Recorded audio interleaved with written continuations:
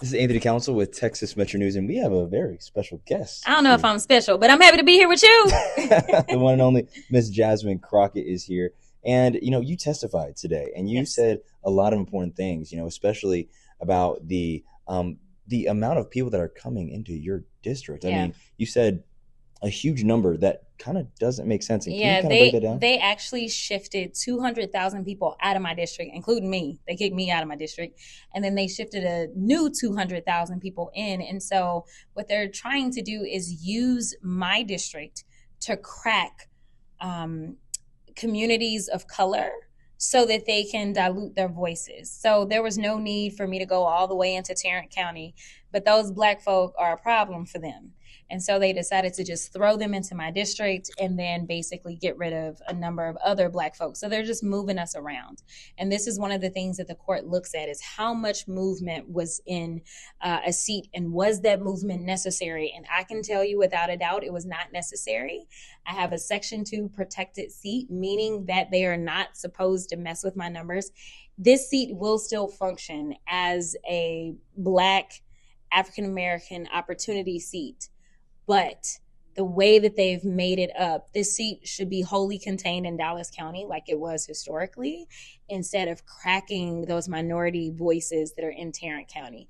They should have their own seat in Tarrant County because Tarrant County is a little different than Dallas County. Right. But the biggest question I think a lot of people are asking is, did you see this coming? I mean, you look at the census from back then and, with COVID and everything, and the numbers they weren't right. But did you see this coming from back then to now? No. I mean, this has nothing to do with the census. The reason they decided to do this, I don't even want to get it twisted. We have a new administration that has decided that they want to go after Black people in every way, whether we're talking about lessening the protections around Black bodies and police brutality, whether we're talking about lessening access to education, whether we're talking about lessening access to capital, whether we're talking about the fact that when they decided to go after the federal workforce, the vast majority of them that were impacted were veterans and they were people of color.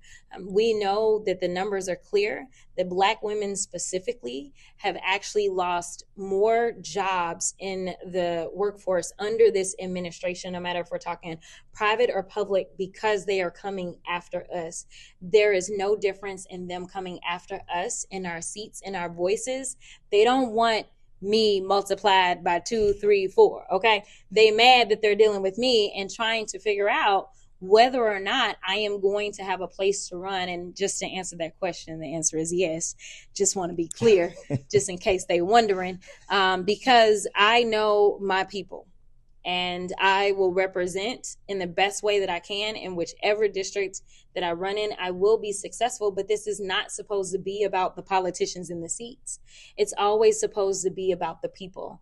And that is what we have lost. We are losing our voices as the people because they are intentionally stripping our voices away from us. And so did I see them messing up my district to this extent? No, because allegedly we weren't a target of that Department of Justice letter. Mm-hmm. But I knew that they could not adjust districts around me without touching mine.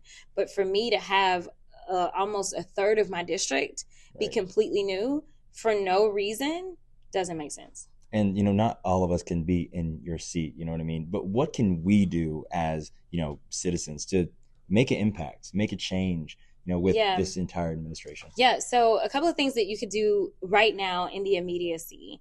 You can reach out to state representatives as well as state senators. Reach out to those that are actually yours, no matter their political affiliation, and tell them how you feel about this.